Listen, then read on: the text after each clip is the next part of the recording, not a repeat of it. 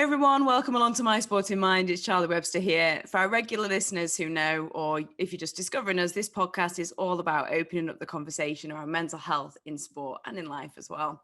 Season 2 is proudly supported by sportinglife.com, providing sporting opinion, debate and analysis for over 160 years. Today, I'm really chuffed to welcome the Crystal Palace goalkeeper, Jack Butland, to the podcast. Welcome along, Jack. Thank you very much. Little clap for you. Thank you. Well, firstly, how does it feel at the end of a season? We were talking about on the way home yesterday. It was like, it's another one in the books. You know, how many is that for you now? I was on the way back with Gary Cahill and Joel Ward, and it was like, you know, we were like, what defines a pre-season? What's the end of a season? We said, our first professional start, if you like. So I was Cheltenham when I was 17, and Gary was 17. That's 17. 14 pre-seasons for Gary or whatever it was, or 17, and it was like I was just sat there thinking, you know, it goes fast. You know, I've had 11 professional seasons, if you like, and I'm thinking I've still got a lot in me, but I've done 11. There's another one ticked off, and it was an emotional day yesterday because it was we all know the manager's decision and moving on, but that also meant some of the staff with him. It also meant some of our players that we've got quite a few out of contract, and it was like we got off the train and it was, you know, goodbye. That was it, done. And you just think, I remember saying to one of the young lads in the change room, Tyreek Mitchell, I just said, enjoy it because it goes quick, it flies by. We've got an incredible job, but it doesn't half go quick. So, you know, put everything into it you can and soak it all in, because it's a bit of an ominous feeling at the end of the season, you know, because there's guys, you know, like I mentioned, Gary and Joel, guys that I get on extremely well with that have been brilliant for the club, but their futures are up in the air. I'm contracted next year, but I might not actually share a train with these guys again, you know, and it's that constant conveyor belt and constant unknowing of a lot of people. And as you get older, those decisions become, and those end of season moments become a lot more defining, because you don't know what's next. You know, at the age of 21, 22, you know, you've got another year, or some kids have signed a 5-year deal, and there's that guarantee there. Whereas you start to get older and you start to see mates unsure on the future, managers, you know, hang up their notepads, if you like, and you know, it ends up being it goes from when you're younger being let's go on holiday, can't wait, let's get some sun, to almost a bit of an emotional kind of full stop, if you like, and it starts to feel different.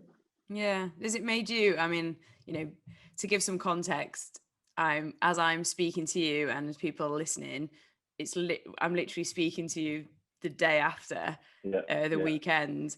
So does it make you reflect? I know you were saying as you get older, it makes you think, oh, hang on a second, you know, there's people like you were talking about, Gary, who knows if they're going to be there. Does it make you reflect about yourself? Yeah, absolutely. I mean, you share a change room with so many different characters, and people value, you know, different things. Some people's motivations, there's absolutely no right or wrong answer for your motivations, but there's some that, you know, I just want to be the best I could be. I want to play desperately. I want to be out there. I love the game. I love doing what I do. So there's that emotional, how many more have I got? You know, so you've got that difficult aspect to it. You've got people driven by, I need a new contract. Some people have got them. It becomes really difficult, and it makes you value what you do. For me, this season has been a massive, although this season's been massive for me for behind the scenes more than anything. You know, I haven't played as much as I want, but it's been one of the most important seasons for me, kind of just finding what I can do and finding the form and finding for the want of a rubbish word, my mojo again, if you like. And that's been kind of done. So I'll look back at this season as being an extremely important one for me, despite not featuring as much. But you start to you know, I just want to start pre-season. So you just start to value things more. I think as you get older as well, you think, how many more have I got left? And yeah, it's a short career, unfortunately, but you've got to make the most of it. And you certainly start to value your relationships more. You start to value the managers that you've had more, and the good ones, and the good relationships with players, and the good teams. Yeah, and it starts to make you think about what you are offering, what are you bringing to the table, how much more can you do on and off the pitch. And yeah, I look at it from that way. I do a lot of thinking over it like that. Some others not so much, but I think that's all our different characters. You start to value it more. And like I said, after getting off the train last night, it was between me, Gary, and Joel. I don't think we wanted it to be a see you later. So we ended up, you know, going around Joel's for a few drinks to say, like, we didn't want it to be a just get off the train and see you later. It was actually, do you know what? We've got some good relationships here, and let's go and let's have a chat, and let's have a few drinks, and kind of reminisce, and treasure those relationships and those moments, because as I touched on earlier, it goes all too quick. It's, you know what, in football, we don't tend to talk a lot about relationships. I think when we, you know, me as a journalist, I spent years in football, and I don't think it's something that's really talked enough about in terms of relationships behind the scenes, and the constant conveyor belt and the moving, but the relationships that are formed, and then suddenly you have to go and make a new relationship.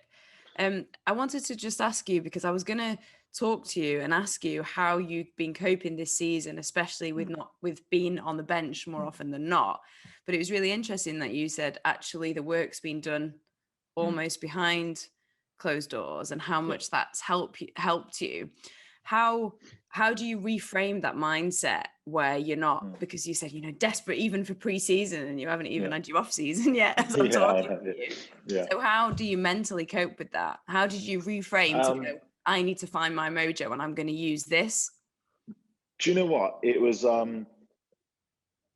the last 18 months at Stoke was probably the most difficult and toughest of my career. And I think that will remain that way. I believe that, because that was the first time. In the past, I'd had injuries, one that kept me out for a long time at a really pivotal moment in my career, if you like.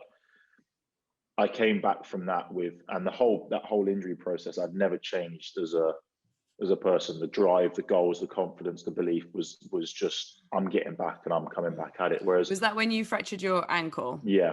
When I broke my ankle against, which was against Germany. 16, right? 16. Yeah.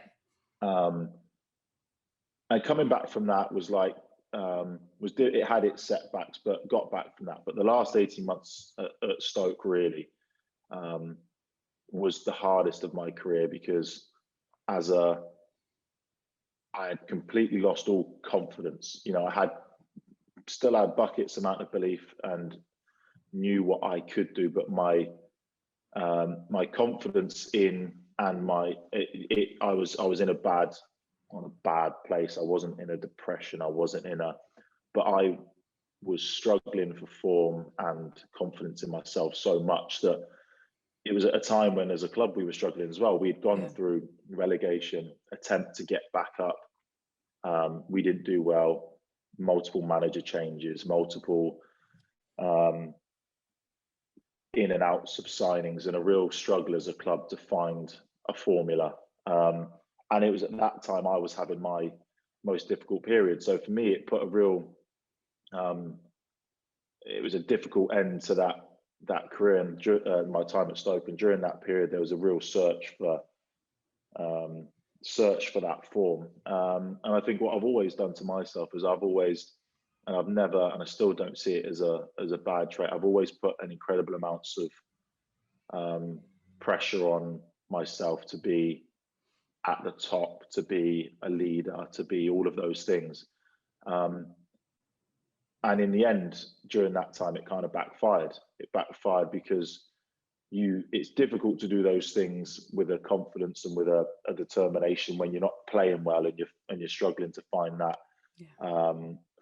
So it just become a real difficult vicious circle, if you like, of trying too hard, not performing, trying harder, and got myself in a bit of a just really struggled to perform, and it didn't reflect kind of as I'd want, and it wasn't the way that I wanted to finish my time at Stoke, and so that was a real difficult time for me, and it got to the point where I was trying everything, ended up not in the team. So many changes around the goalie department, around the management, around the team, and I in the end I just felt like I needed a new environment, and that doesn't always that opportunity doesn't always present itself for people. For me, an opportunity came up at Palace where there was people that believed in me. Not to say those at Stoke didn't, for the record, but sometimes you need a new environment and a new challenge. And sometimes it kind of feels like you're constantly hitting your head against a wall, and you almost need to take yourself out of it to be able to think, okay, how can I reset this? And that is exactly what Palace did for me. So the behind the scenes kind of thing, we're not talking about let's break Jack down to his basics and rebuild him.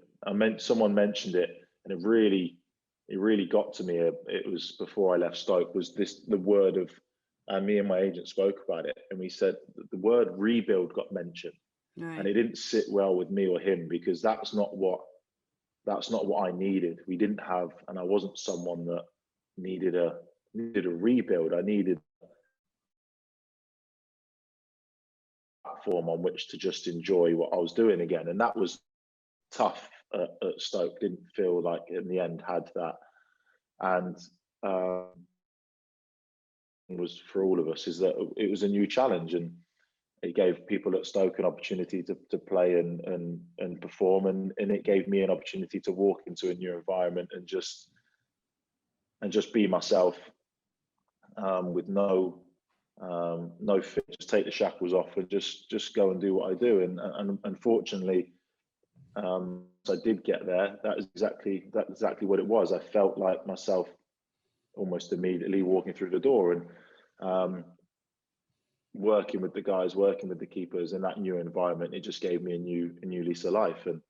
And unfortunately for me, in another sense, is that also that environment I walked into has also got the best out of a goalkeeper that's gone on to be our player of the season this year, and haven't had kind of as many opportunities as I found what I'm at. I've shown people, whether it not be publicly, that's fine, but I've shown people within the club that I'm back to my best, if you like, and it's been exactly the change that I needed, and that's probably why I'm so eager for pre-season, is because I've really got that I've never lost that drive, but I've really got that confidence back to start a new season.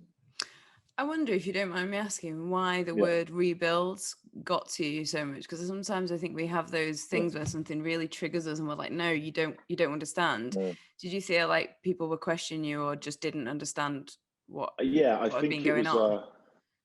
I think it was a bit of it hurt my pride a little bit, and that's probably another aspect of the difficult time that I was having. It was like I was set a standard for myself of performances over the years and what people expect of me, and I wasn't at that level and was desperately trying to be.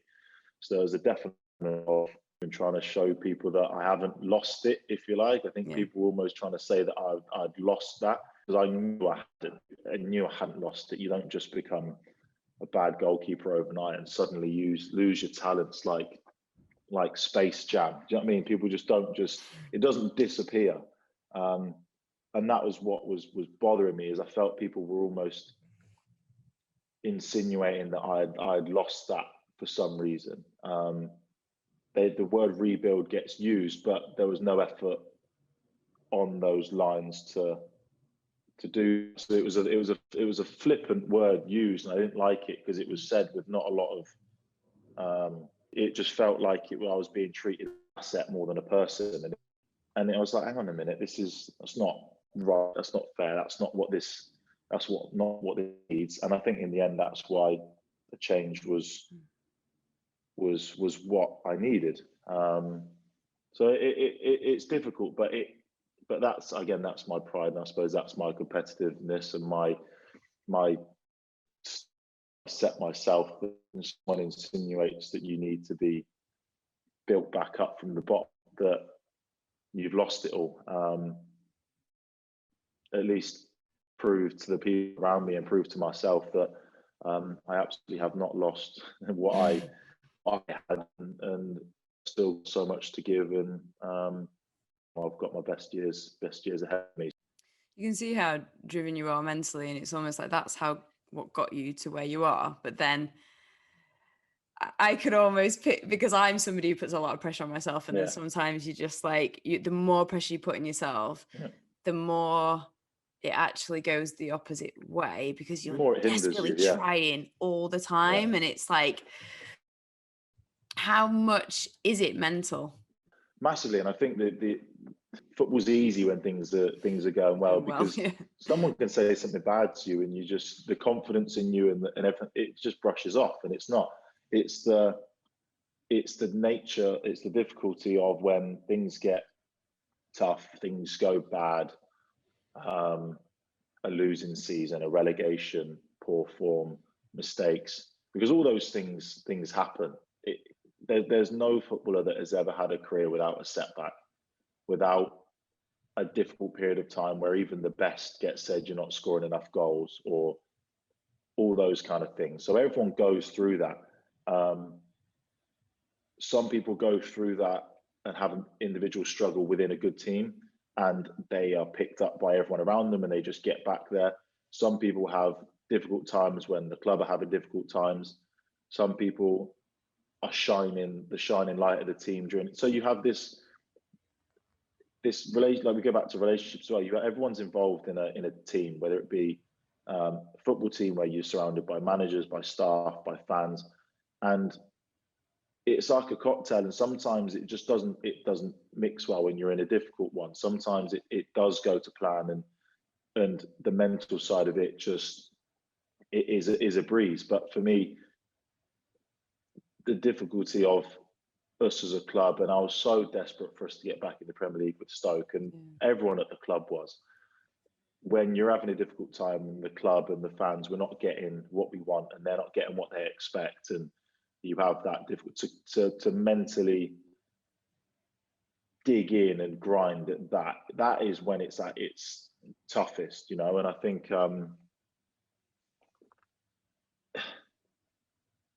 the mental side is such a difficult thing to speak about if you're struggling.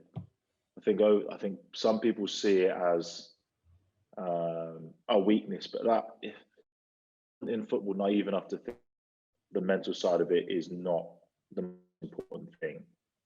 It is. That is greatness. That is why Man City, that is why they remain the best. Everything starts with mentality. And then performances follow. It's never done the other way around, And I watch the best teams play.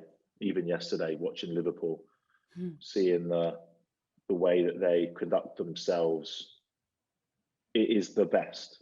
They might not have won the league this year. They might not have been successful, but the mentality to their performance has never once changed. You've still got characters there barking orders at each other, even at 2-0 up against us yesterday when, 2 minutes to go. That mentality to win and to be the best, it never wavers, even if you're not playing well or whatever. And that's what you want to be a part of. And that's when the mentality side of things are easy, when you've got a group of players and a manager that drives it. But the rest of us, and that's kind of, I guess that's where the separation comes between the best. Yes, they have incredibly good technical players as well, but to win constantly, it's a mental side of it. And I think in football, probably in sport in general, but I think in football, we are potentially one of the worst sports, in my opinion, at dealing with that side and tapping into that side. For sure, I think. Isn't it weird though, right? Because that's the thing that makes you the best. that can make you the most successful. Because I can imagine as a player, if you've got, take goalkeepers, what is the difference? Because you've all got to the best level, which means your skill set is incredible. So what is the fine margin? Ultimately, probably your mental attitude, your confidence, you know, how you deal with outside distraction, all mentally. And that's the thing that you talked about Liverpool.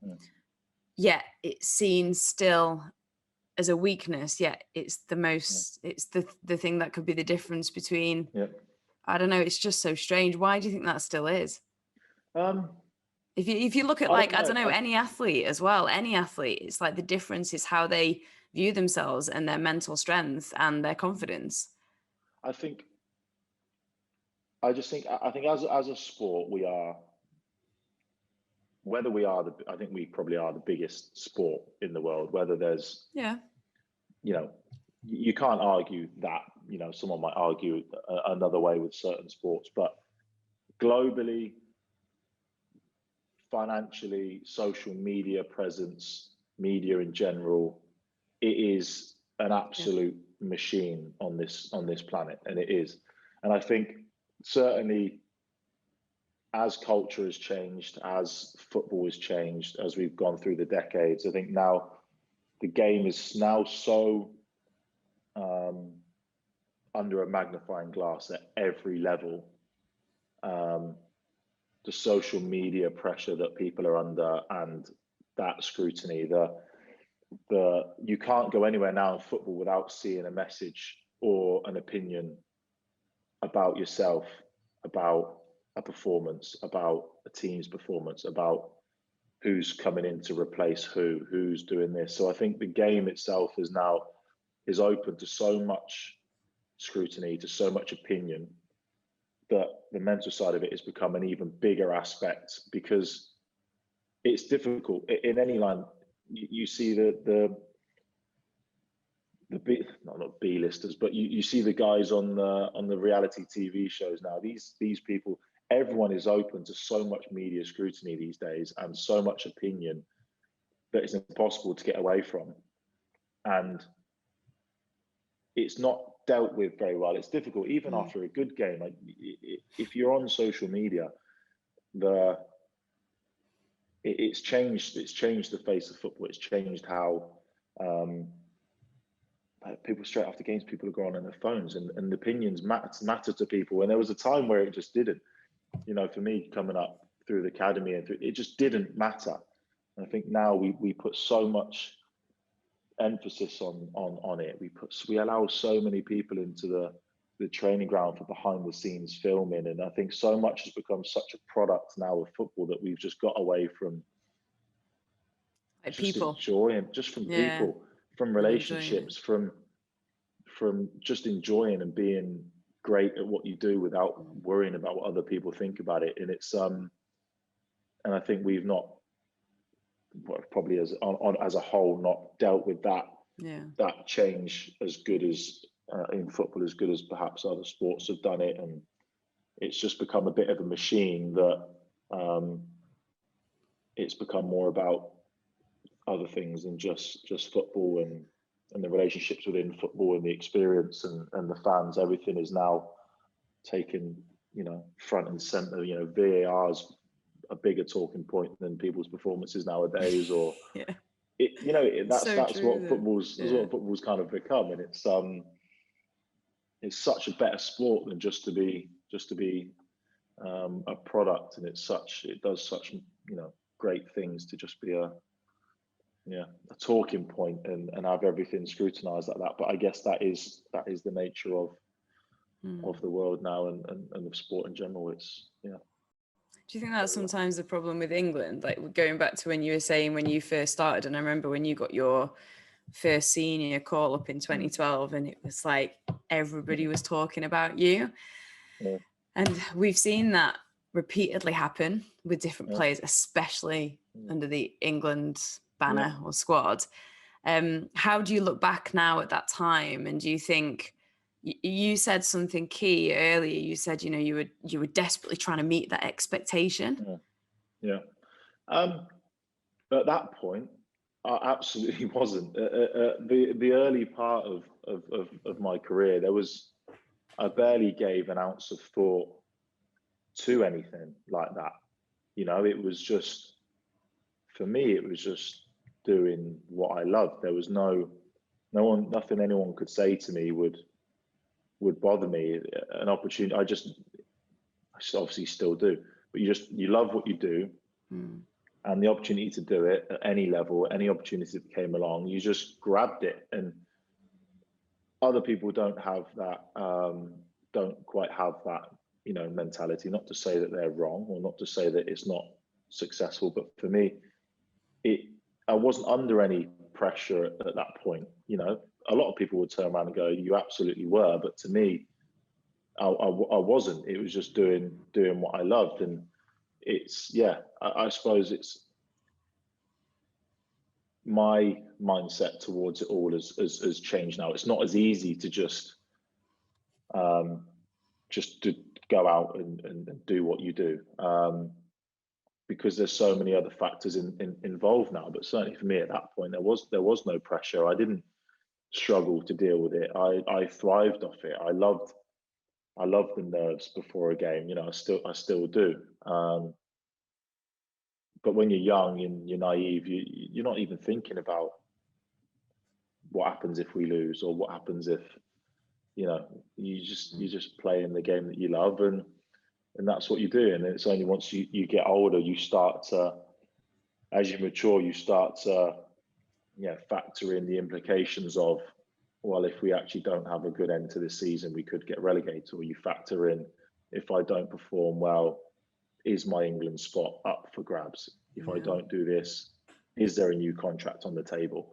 So that's where it then becomes, because there's more ingredients in the mix at that point. When you're young and naive, you just, you're not even thinking about, you don't even think about the financial side of it. You just nothing even bothers you, touches the sides at that point. It's just, oh my God, I'm getting to do the best job in the world, and that's play football, and nothing else. And you're wearing an England shirt. You're wearing an England shirt. Yeah. It's like you're in dreamland. It can't get any better than that. So when you're young, it's easy. It certainly felt easy for me as well. But like I said, by those points, I hadn't had any setbacks. I hadn't had a loss of form or a loss of confidence. And then all those things, as you get older, they start to factor in, and they become like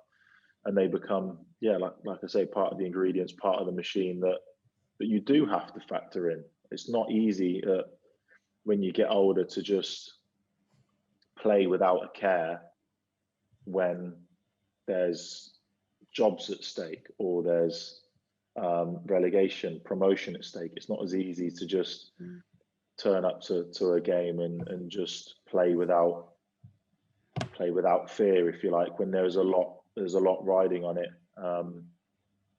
Because as you mature, those things matter to you. Not that they don't when you're younger, but you just don't have that.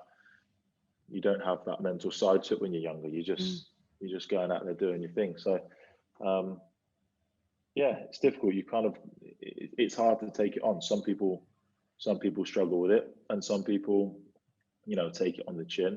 Those people probably get accused of maybe not caring, or they, if they smile after a loss or something like that. It's, it's not that people don't care. It's people have different ways of dealing with it. But there's probably an element of trying to cope with it, and having to, there's all these different behaviors of how you cope with those things. And I think everybody shows their emotion differently, yet we kind of almost typecast how you should show an emotion. But I think that's a really common way to actually detach, to be able to cope with something after. Otherwise the pressure can just get immense. What stopped you, Jack, from just going, oh, I don't want to do? What's the thing that stopped you from going, I don't want to do this anymore? It's just, especially when it's been really hard. I never ever had that feeling. There was times where it's just, there wasn't a lot of positives. Do you know what I mean? You're looking for that, and I've always had that inner drive. Even when things were at their toughest, it was like it was hard. Do you know what I mean? And I had my moments. I you know, there's times where you're driving in or you finish training, and you're just like, I just want to go home, Yeah. you know, and you're just like, and I didn't like it, but it was like, I didn't feel myself. I didn't feel confident to just, because I wasn't playing well.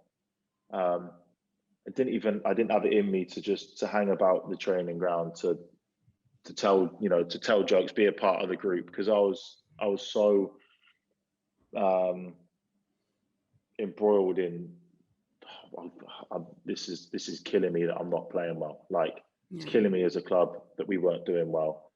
This is killing me that I'm not playing well. And I didn't feel, you know, I was sheepish. It was like I was shy, and that's just not the kind of person I am. I didn't find it comfortable being around the group and being myself, because I was like, how am I supposed to be my confident, loud self if I'm not playing well? And yeah, just kind of went into my shell a little bit, and I was like, this is just not, it's not what I'm about. I was in, you know, to the point of being embarrassed by it.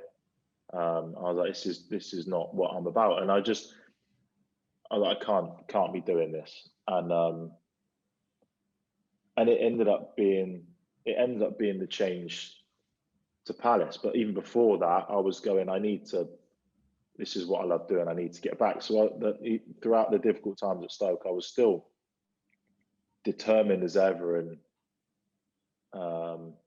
wanting to get back to where I want to be in terms of a playing standard of performance. And so never once thought about, like, I'm going to hang them up. Do you know what I mean? I was like, I've got far too much to give and offer still. But had the Palace opportunity not come along, then yeah, I don't know. I certainly wouldn't have been hanging my gloves up, if you like. But I needed something. I would, if that hadn't come along, I would have needed to find something, some way of getting back to my best. And yeah, I guess I don't know what that would have been, and that's quite a daunting feeling, because I'm sat here now after this season and training every day and doing what I love to a high standard. The thought of, if I hadn't moved, what would it have taken for me to find that again? You know what I mean? I don't know. And that's quite a daunting feeling. I actually don't know. Because I was struggling in that environment to find that. And that's not to say the environment was wrong. It just, for me, I was struggling within that. And yeah, for me, unfortunately, it kind of meant removing myself from that environment. And that's not how I wanted my time at Stoke to finish. But from a selfish perspective, in the end, leaving was the right thing. Yeah, and we left on good terms, which meant an awful lot to me, because I owe a lot to that club, and we had some incredible times together. But yeah, I don't quite know where or what it would have taken for me to find my best again if I hadn't have moved. And I guess that's quite a daunting feeling, really. Some people don't get that opportunity to find it again, if you like. It's funny you use the word selfish, because it's not, I don't think it's remotely selfish. It's your own self-preservation, and actually it's your own self-care. And I think, you know, in whatever context it is, obviously the majority of us aren't professional footballers, so we can't relate in that sense. But I think, you know, the fact that you lost your confidence and things just weren't working right, I think it's so natural human behavior that we all do that thing where it's so hard when you're not feeling right to sit and joke and laugh, and like it almost makes it worse because you're putting on this outside face, and it makes you even feel more lonely inside the more you have to kind of act. And I think people really revert and introvert into themselves because it's a way of coping and protecting yourself from those feelings even more. So I think it, you know, it makes complete sense. And I think a lot of people listening will understand that in their own context of how they feel. You almost just want to like hide away and be in your safety and place. What and would that's what you need to avoid. You know, exactly. And it's difficult to do that. You've got to avoid letting all of that dictate you as a person. You know, I know Annabelle, my partner, would say it, but she would say that you don't look, we had not long had George, and it should have been a time of my life where we were, or certainly I was, flying high, and he is the greatest thing, along with Freddie, to ever happen, to me. But there was a time I just wasn't myself, so it was affecting me at home, because I care that much about football. I care that much about what people think of me, and that's I did when I was younger, but it didn't bother me. I'd brush it off, but I would still care. I would still be interested. I would still be determined to prove people wrong, even at a young age. And right, you're saying I'm no good, well, I'm going to show you. But when things aren't going well and you're still trying to prove that, and then you care about that too much, that's where it goes wrong for me. Is I invest so much emotion into it that I was just, I cared too much. I was not my happy self at home. Now that I got away from that, I was like, I wasn't. You were a pain in the ass. You weren't, because my mind was so focused on the football aspect of it that I was just not being myself. And I think that's such a difficult thing to avoid when you're so invested in whatever it is, whatever line of work. When you're so invested in something to try and make it work, whether it's a startup business that you're really trying to make work, it's really difficult to maintain that when things get tough and things don't go to plan.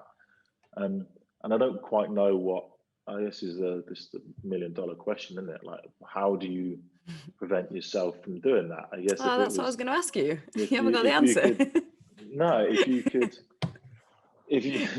I'm sorry, I don't have it. I think that's what we'd be billionaires if we had the answer.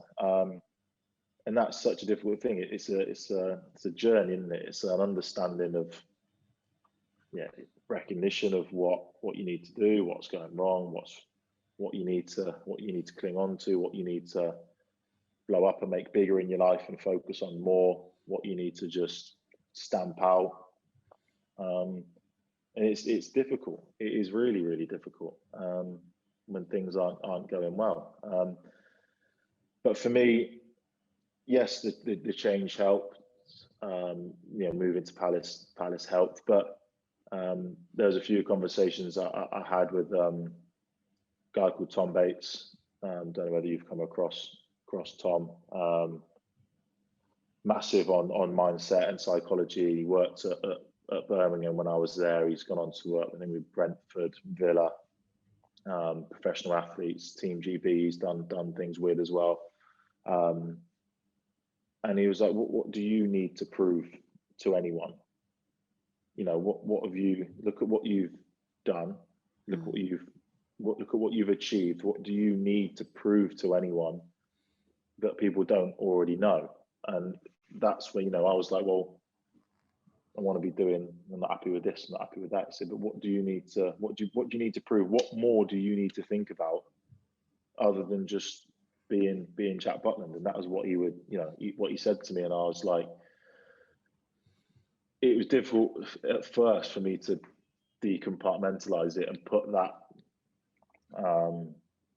put the care aside, if you like, of what other people think and what the emotional side of it, and then just to be Jack Butland. And it put me in a much better place. It was still I still didn't rediscover that form, straight away, but it certainly put me in a better place to, like, not, get back to, and it doesn't mean not caring, just get back to not caring. Don't sweat the small stuff. Stop worrying about what some donut has got to say to you on social media. What does that matter? How does that, you just do your thing, you be Jack Butland, and the rest follows. The rest changes itself, but that $1 million question is difficult, but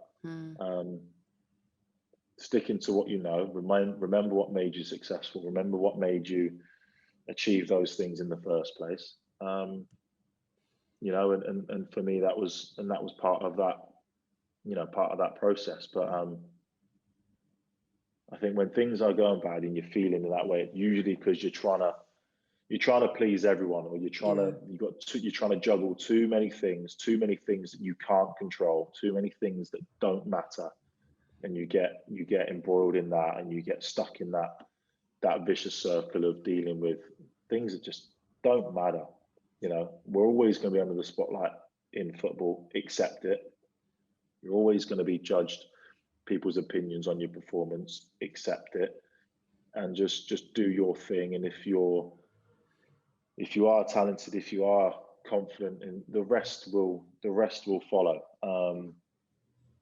And I suppose that, you know, you can change the vocab a little bit on that, but I guess that's the recipe for kind of, if you are or even if you're in a good place, to stay in a good place, is just to remind yourself what got you there, what's important and what's not.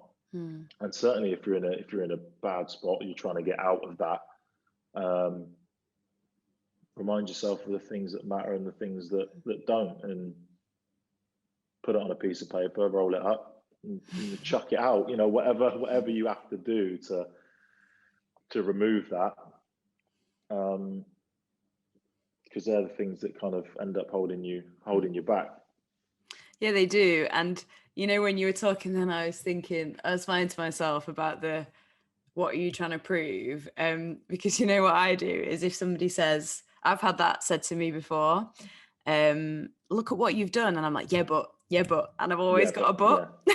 I'm like, yeah, but I haven't and I do that all the time. You're never going to be perfect. You're never going to go through a career, a life, and everything. It's just not going to happen. So there's no such thing as perfection. You're never going to find it. It's never going to be brilliant all the time. But I think in sport and any profession where you're under the spotlight, you don't want that. You don't want any smudges on that. You don't want any dents in anything. You want it to just be, and it's never going to be that way. I think for me, that was exactly that. It was that when it's okay to use them as motivation, as to go, I wasn't happy with that, so I'm going to bounce back. That's going to be my motivation for this week, to do a little bit more in the gym, to do a little bit more, even if you're good at those things, just to do a bit more of it anyway. That's fine. It's when you start to go and let it bother you.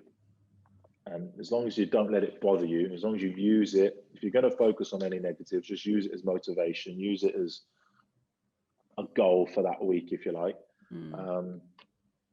But yeah, I think that, and whenever you're under the spotlight, we are yourself, and any time in any profession you're under the spotlight, it's excuse me, it's the easiest thing to do is to suck yourself into that. So just leave it alone. Yeah. Oh God, honest to God, I can relate to so much of what you're talking about. I've definitely got a terrible perfectionist trait, but actually I've almost flipped it, because I'm like, oh, well, that's actually made me who I am and where I am. I just have to be really careful of it. Jack, at the end of these conversations, I normally ask, what advice would you give to anybody that's struggling or going through a journey? But I can hear so many bits of advice that you talked about, and I can hear, listening to you, and I hope everybody can, that you can hear the journey you've gone through and the acceptance, and which I think is really powerful. So is there anything other than what you said, or one bit of advice you would give to anybody that's going through that journey themselves in whatever walk of life they're in? Yeah, I think I didn't say it, but you said it then, is the acceptance. I think that's ownership and kind of acceptance of when things go wrong. And it's something that I learned from during my struggles towards the end at Stoke. I was making mistakes. I don't need anyone no one needs to tell me that. We all know that. Fans, they know it. That wasn't me. I wasn't performing well. But at that point, I didn't have a great acceptance. I was that almost embarrassed by what I had done. I didn't. After a mistake, I just believed that everyone knew that I knew what I had done was a mistake. You know, so like at the change room afterwards, what I should have done, and I had in the past when I've made a mistake, but when I was in a different place kind of mentally, when I was in my confident self, you still make mistakes at that point. But when I was in my kind of lower confident self, I made a mistake, and I came in from the into the change room, and I was embarrassed by it. I almost felt like I don't need to hold my hand up and go, sorry lads, because I was like, surely they know I think that. And you know what, the best thing that I could have done was got it off my chest and gone, sorry lads, like that was a mistake. They knew it was anyway, but I struggled with that. So the biggest thing for me, because I was embarrassed by it, I felt like, why am I doing this? You know, the standard that I've set for myself, I was embarrassed by the mistakes that I was making. And it then became, and I've accepted it. Like anytime that happens, anytime you're going through, you make a mistake, the easiest thing you can do is to ignore it, and to not do anything. But it's harder, but the better thing to do is to put your hands up, to accept you've made a mistake, to accept you've done something wrong, to apologize to whoever needs to be apologized to. And it's done, then. It's off your chest. It's a difficult conversation. The most rewarding conversations are the difficult ones. The ones that you get it all off your chest, the ones where are the hardest conversations to have. But if you just do it, if you just start by saying a word, just to get it out your mouth, start on that conversation to apologize, you will be respected for it. You'll be accepted for it because you're a good person. You're not going to have that held against you. Put your hands up, accept it, and on you go. And then keep doing what you're doing. Stick to what you believe in. Stick to your process. Cut out the things that don't matter in your life. Cut out the opinions of people that don't matter, that are not important. Have an ownership of when things go wrong, because they do. And use that as fuel, or use that as motivation to not allow that to happen again, or to put things right. And that's certainly during my most difficult times is something that I struggled with, and I honestly believe if I had done that, things would have changed a lot quicker. But like I said, at the point I left Stoke, I hadn't come to that conclusion yet. You know, and I think that was the biggest thing for me at that point, is I didn't have an acceptance of, and I didn't didn't have an acceptance of what I'd done wrong and all the mistakes I was making, and was just kind of like defiantly trying to just push on, when the easiest thing to do was to probably own up, have an acceptance to the mistakes, and I think the environment I would have felt a lot more comfortable in the environment had I done that. But listen, we learn, in hindsight's great, but that's what I know now. So that's obviously what I can pass on to anyone that's potentially in that situation. It's an acceptance. Don't just plow on with blind eye to it. Just accept it. If you have to publicly say it, not publicly in the press, but to the people that matter, to your family, to your teammates, to the manager, whatever. And I think it goes a long way to go in sweeping it under the carpet and moving on. Certainly an acceptance, because I know I never gave up. So it wasn't a case of lack of effort or lack of trying. It was a definite, just didn't accept it, didn't accept what I was doing. And I think that would have, potentially changed things much quicker. Yeah, you were like trying to find a way to cope with it, but ultimately it was probably actually knocking your confidence even more, because you're probably making yourself feel you're holding on to it. You're giving yourself even more baggage to hold on to, and when you're trying to be the best you can. You can't afford to be carrying anything with you that you don't need, especially mentally. You know, you can carry a niggle, and you can carry a sore finger or whatever. You can get through physically. Your body will stand up to a lot, but mentally, if you're carrying something in there that you really need to get out, you're never going to be able to perform efficiently if you're carrying something mentally. No chance. You can't. Not when you're not at the top level. You just can't get away with that. Yeah, I think in life you can't really. Jack, it's been so amazing to speak to you. Before I let you go, I'd love, because I was at the very, very beginning, you mentioned your manager, who's obviously Roy Hodgson. I'd love to ask you about him just before we go, because obviously it was his last season in charge of Palace, and he gave you your England debut. And I mean, I've met him a few times and interviewed him. He's such a lovely, never mind everything else, he's just such a lovely man. How much has he helped you? Incredibly so. He made the announcement earlier on last week, and I was waiting for an opportunity when him and Ray were alone, or at least I could get them together. I wanted to speak to them together because I wanted to, thank them. So I called them and I just said, look, I wanted to speak to you, you guys together, and just say thank you, because 9 years ago now, they gave me an opportunity to go to a major championships, to represent my country after playing no games at all, really. After playing League Two football on loan at Cheltenham, after playing a bunch of games with England age groups and stuff like that, and this is where Stuart Pearce comes into it as well, who was the under-21s manager at the time, for putting me forward, and then and saying, look, if you need a backup or you need someone that you want to take for experience and whatever, that Jack's your man. And the manager and Ray took it upon themselves, if you like, and trusted in that, and trusted in me, and took me along to a major tournament at 19 years old, and opened my eyes to the standard, the level that is the highest level in the world, with the top players that, do you know what, they really didn't have to do. We could have had an injury nightmare, and all of a sudden they're looking at having to call upon a 19. They didn't have to do that.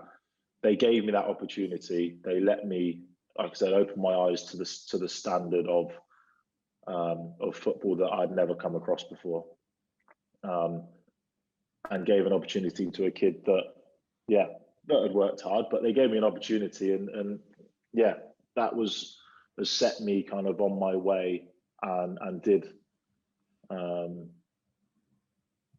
really then elevated my profile. It elevated everything, and it gave me an opportunity in football that at that age is unheard of.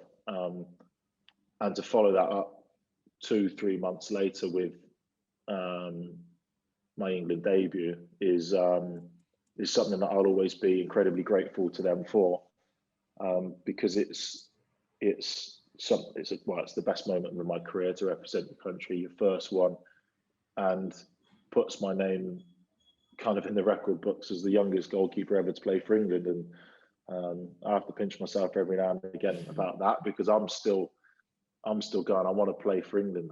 Still want to play more. And I forget that, I've done some incredible things, but that's just me wanting to get back to that level, and giving me an opportunity to come back to the Premier League and kind of rediscover my form and what I'm capable of. So I owe an incredible lot to them when I said that to them, and I owe incredible lot. I owe almost my career to them. So I said thank you as every player that I think has ever worked with them has done, because there's not many managers. I think it goes without saying, him leaving Palace, the reception and the relationships that he's built over 4 years, we're not talking Sir Alex Ferguson length managerial career at Man United. We're not talking Arsene Wenger. We're talking he's done 4 years at Palace on top of an incredible career of management that he's had. But 4 years is a relatively short time, well, maybe not short time anymore in management, but the relationship that he has built with that club, with those fans, with the players over a 4-year period is like nothing I've ever seen before. And I think that's testament to the person that he is to create that. And he received gifts off of us as a group of players. And he admitted that he had never had a gift at any point from any of his, teams that he had left or parted ways with from the players. So really? I think that goes without saying. Yeah. So I think that goes without saying that. I think everywhere he's been, he's had an incredible send-off or an incredible reception from the majority of places he's been. But I think that goes without saying that the relationships he created at Palace and the relationship with the club and was quite incredible. So there's a lot of people that owe a lot to him. Me personally, I do. So yeah, I hope he goes and puts his feet up somewhere and reminisces on quite an incredible career that he's had and goes and chills out. But I'm pretty sure he's not going to do that. I'm pretty sure he's going to be very difficult to shake off. I was going to say that. I was like, he'll have 10 minutes and then he'll be like, right, what can I do now? He absolutely loves traveling. So I think he would love to do that and go out and see some places and do all the things that perhaps football has hindered him from doing because it's so full on being a manager. So I hope he goes and does that, but I think he's going to be quite hard to keep away from football. So we will see. We will see. Thanks so much, Jack. Honestly, it's been an absolute pleasure speaking to you, and it's been good. I'm really looking forward to actually seeing what these next few seasons bring out of you, because me too. It's just really great to hear your journey, and it's really inspiring too. So thank you very much. No, thank you. It's been a pleasure. Have a little bit of a rest. Yeah, I'm gonna try to. I feel like you're already ready to start the season. I am, but no, I need to rest. Need to chill out, spend some quality time with the family, and then we'll go again in 6 weeks and see what the future holds. Thank you. And thanks all for listening as well. I hope you really enjoyed it. Don't forget to check out our other episodes. There's loads for you to enjoy. If you like football, there's plenty of football episodes with Petr Cech, Ben Foster, Eric Dyer, Adam Lallana, and loads more. And remember to visit sportinglife.com ahead of the rest when it comes to unbiased opinion and sports analysis. And if you're really struggling, you can always reach out. I think it was one of the main things that Jack really spoke about. Charities such as mine, the Samaritans, and Sporting Minds are there and do understand. And I know it can be tough to reach out, but people do want to listen and help. You can also text SHOUT to 85258 if you don't want to talk on the phone. Take care. Thanks for listening, and we'll speak again soon.